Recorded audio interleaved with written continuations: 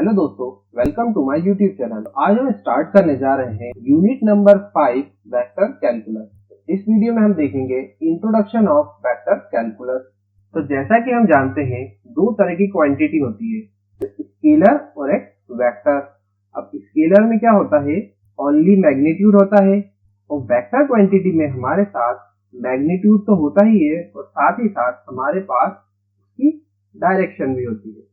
Direction से मतलब है हमारा कि वो क्वांटिटी 3D स्पेस या 2D स्पेस मतलब किसी ना किसी स्पेस में वो लाई करेगी।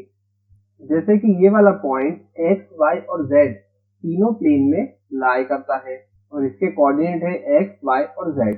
और अगर हमें x प्लेन की डायरेक्शन बतानी है तो हम i कैप से डिनोट करते हैं, y प्लेन की अगर डायरेक्शन बतानी है तो g कैप से डिनोट करते हैं, और z कैप की जो डायरेक्शन है उसे हम k कैप से डिनोट करते हैं। अगर ये नॉर्मल r लिखा होता मतलब ये स्केलर क्वांटिटी है, और अगर इसके ऊपर डायरेक्शन वाला ये साइन लग गया है तो ये एक वेक्टर क्वांटिटी है। तो इसके साथ हम r1 i cap plus r2 j cap plus r3 k cap, ऐसी क्वांटिटी मतलब कि ये एक वेक्टर क्वांटिटी है जिसमें कि r1 जो मैग्नीट्यूड है वो i डायरेक्शन में है मतलब x डायरेक्शन में है, r2 जो है वो y डायरेक्शन में है और r3 z डायरेक्शन में है। ये तो हो गई स्केलर और वेक्टर में।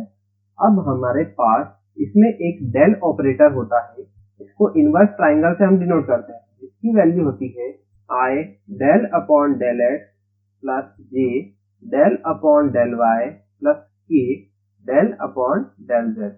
और इस डेल ऑपरेटर के साथ हम डिफरेंट ऑपरेशंस परफॉर्म करते हैं अलग अलग स्केलर और वेक्टर क्वांटिटी के ऊपर, और जो उनकी वैल्यूज आती है उसको हमने एक अलग कैटेगरी में डिफाइन कर दिया है और उसका अलग नाम भी दे दिया है।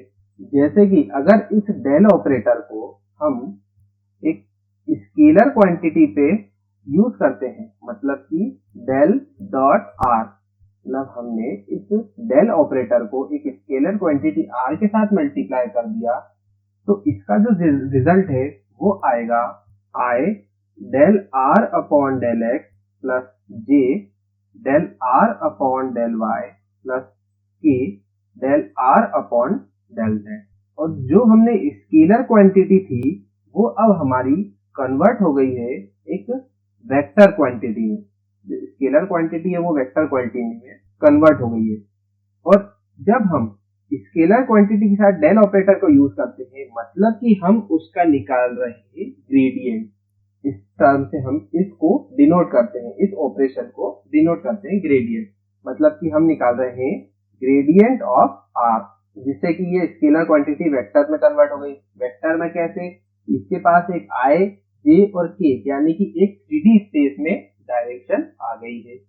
अगर इस डेल ऑपरेटर को हम एक वेक्टर क्वांटिटी में यूज करेंगे तो वेक्टर के लिए हमारे पास एक तो डॉट प्रोडक्ट होता है और एक होता है हमारा क्रॉस प्रोडक्ट। तो पहले हम डॉट के साथ देखते हैं, फिर हम क्रॉस के साथ देख लेंगे। तो अगर हम एक वेक्टर क्वांटिटी आर वेक्टर जिसकी वैल्यू है r1 i cap plus r2 j cap plus r3 k cap, इस आर वेक्टर को हम इस डेल ऑपरेटर के साथ डॉट प्रोडक्ट कराते हैं तो इसकी वैल्यू आएगी एक स्केलर क्वांटिटी। कैसे, i del upon del x plus j del upon del y plus k del upon del z dot r1 i plus r2 j plus r3 k। अब i into i जो है वो 1 होगा, मतलब i dot I जो है वो 1 होगा। इस हिसाब से जो हमारी वैल्यू आएगी वो आएगी del r1 upon del x plus del r2 upon del y plus del r3 upon del z। ये एक स्केलर क्वांटिटी है और इस ऑपरेशन को हमने एक नाम दिया है जिसे कि हम बोलते हैं डाइवर्जेंस।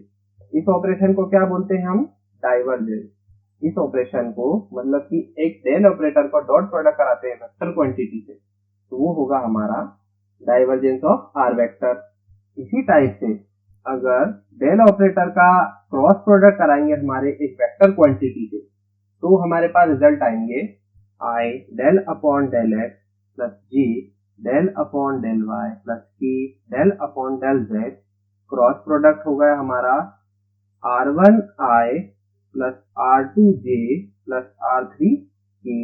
तो क्रॉस प्रोडक्ट हम निकालते हैं डिटर्मिनेंट से मैट्रिक्स फॉर्म में, i j k del upon del x del upon del y del upon del z, और इधर आ जाएगी अगली क्वांटिटी r1 r2 और r3, और इसका जो सॉल्यूशन है वो आएगा हमारे पास i del r3 upon del y minus del r2 upon del z minus j del r3 upon del x minus del r1 upon del z plus k del r2 upon del x minus del r1 upon del y, और इसका जो final solution आएगा वही हमारा del cross r होगा, और इसे हम बोलते हैं कर्ल।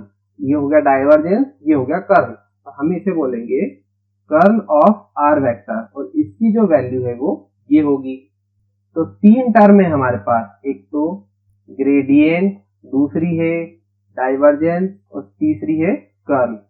ग्रेडियंट क्या करती है, स्केलर क्वांटिटी को वेक्टर में कन्वर्ट करती है, वेक्टर डाइवर्जेंस क्या करती है, वेक्टर क्वांटिटी को स्केलर में कन्वर्ट करती है, और कर्ल क्या करती है, वेक्टर क्वांटिटी को वेक्टर क्वांटिटी में ही रहने देती है। तो इस टाइप से ये तीनों ऑपरेशन हम करते हैं, और कहीं कहीं जो ग्रेडियंट है उसको हम नॉर्मल वेक्टर जो है उससे भी डिनोट करते हैं, मतलब इसका जो दूसरा नाम है वो नॉर्मल वेक्टर भी है। कभी कभी क्वेश्चन में बोल देते हैं कि फाइंड नॉर्मल वेक्टर, तो हमें सिंपल ग्रेडियंट ही निकालना है, और किसी भी वेक्टर क्वांटिटी का अगर यूनिट वेक्टर निकालना है तो वो कैसे निकालेंगे, यूनिट वेक्टर निकालना है किसी क्वांटिटी का, तो जैसे कि एक ए वेक्टर है, इसकी वैल्यू है a1i plus a2j plus a3k, तो इसका हमें यूनिट वेक्टर निकालना है।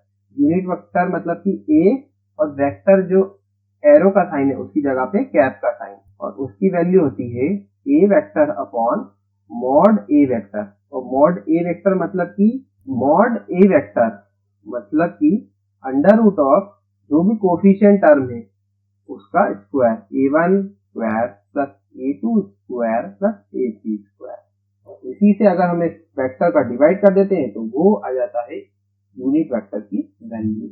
तो ये सारी जो बेसिक टर्मिनोलॉजी है जो हम आगे वाले वीडियो में पढ़ने जाएंगे वो मैंने इस वीडियो में डिफाइन कर दी है। तो अभी तक आपने मेरे चैनल को सब्सक्राइब नहीं करा है तो प्लीज उसे सब्सक्राइब कर दें और शेयर करें अपने दोस्तों के साथ। See you in the next video.